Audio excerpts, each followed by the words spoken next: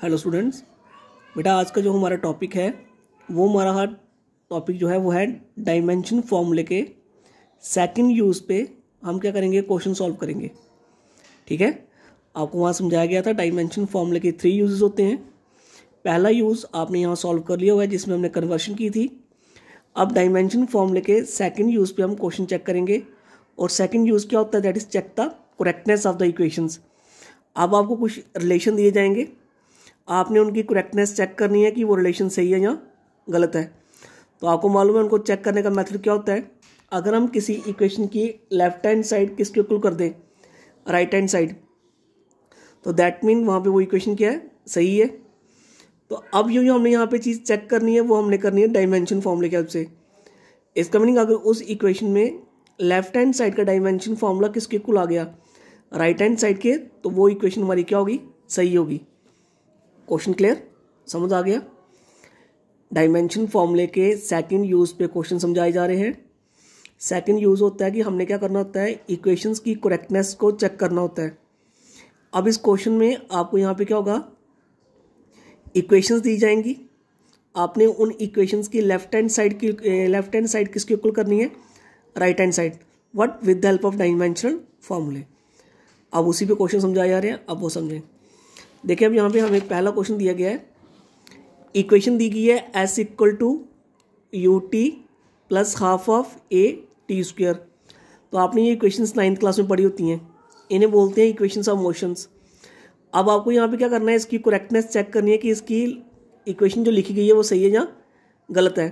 तो अगर मेरा लेफ्ट हैंड साइड का डायमेंशन फॉर्मूला किसके इक्वल आ गया, राइट हैंड साइड, तो इसका मीनिंग इक्वेशन सही होगी।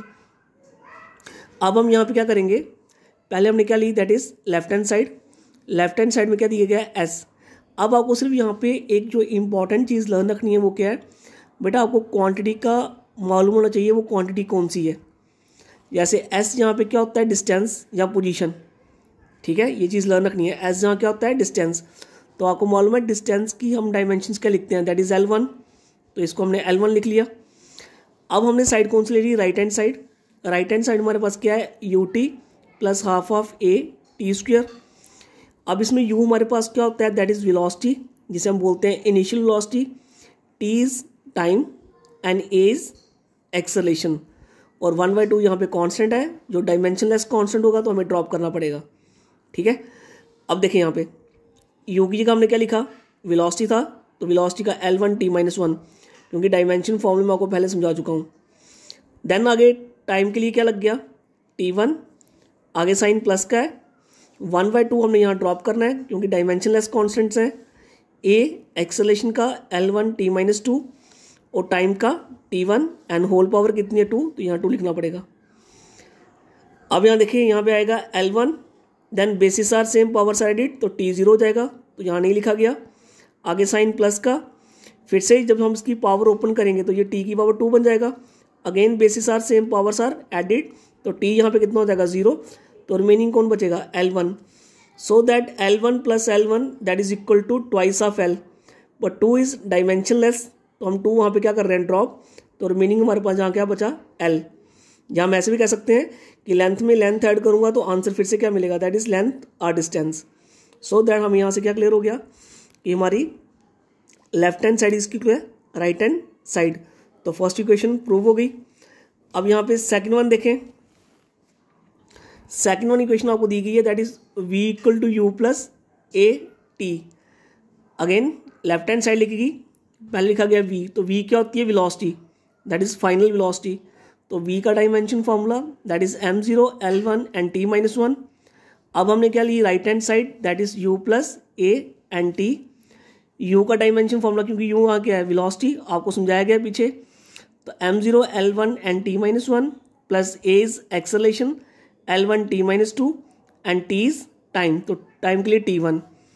ये टर्म को हमने सेम रखा, साइन प्लस रखा, and then again basis are same, powers are added, तो -2 में से 1 निकालोगे दैट इज -1, तो यहाँ t की पावर -1, तो क्या बचा, L1 and t-1।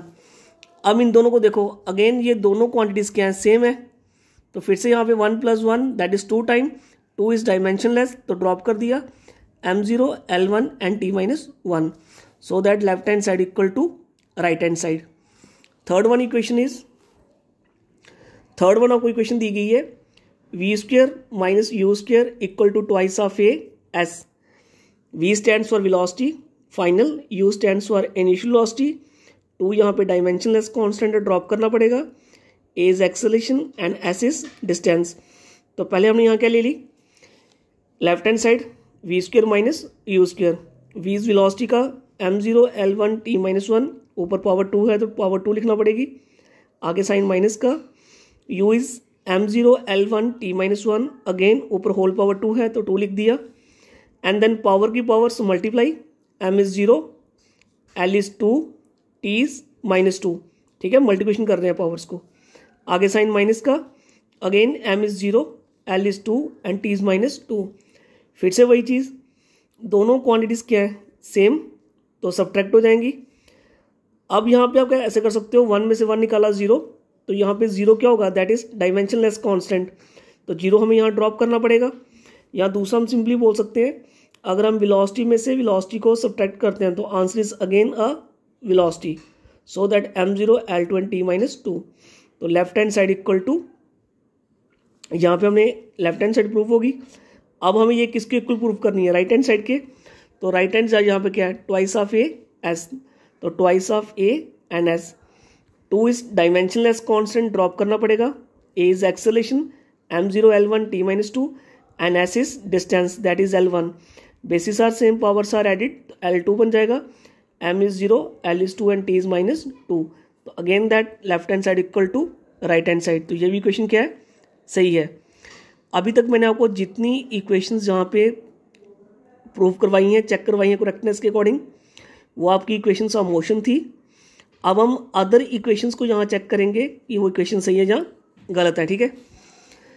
Next one equation is E equal to MC square. ये इक्वेशन आपने पहले सुनी होती है, इंपॉर्टेंट इक्वेशन होती है, ठीक है। E stands for energy, M stands for mass and C with the velocity. क्योंकि आपको लास्ट टाइम समझाया गया, जब तक आपको इन क्वांटिटीज़ का मालूम नहीं होगा कि ये कौन सी क्वांटिटीज़ हैं, तो आपको वहाँ पे इनकी करेक्टनेस चाहे इनके डायमेंशन फॉर्म लिखने में डिफ़िकल्टी आएगी। इस इक्वेशन का एक प्रॉपर नेम भी होता है, that is Einstein mass energy relation, ठीक है। E stands for energy, M stands for mass and C with the velocity of light. तो पहले हमने क्या लिया, left hand side that is E, तो E यहाँ पे क्या है, एनर्जी, तो एनर्जी का dimension formula m1 l2 and t-2, right hand side mc square where m is mass and c is velocity of light. तो मास के लिए m1 और velocity of light that is velocity l1 t-1 and whole power is 2। तो m1 into again power की power multiply, तो l2 and t-2, तो m1 l2 and t-2। तो again left hand side equal to right hand side. तो ये भी question क्या सही है। एक इक्वेशन मैं आपको यहाँ पे दे रहा हूँ चेक करने के लिए, आप इसे चेक करना। इक्वेशन दी गई है v equal to √2gm/r, where v is velocity, 2 is dimensionless constant, g is gravitational constant, m is mass of earth and r is the radius of earth. आप इस क्वांटिटी को चेक करना, ये quantity सही है जहाँ गलत है। यहाँ तक क्लियर है। अब इसके आगे एक नेक्स्ट वन इक्वेशन और समझा रहा हूँ, आप वो भी देखें। नेक्स्ट वन इक्वेशन आपको दी गई है, that is lambda equal to h/m/v, ठीक है। ये वेवलेंथ की इक्वेशन होती है।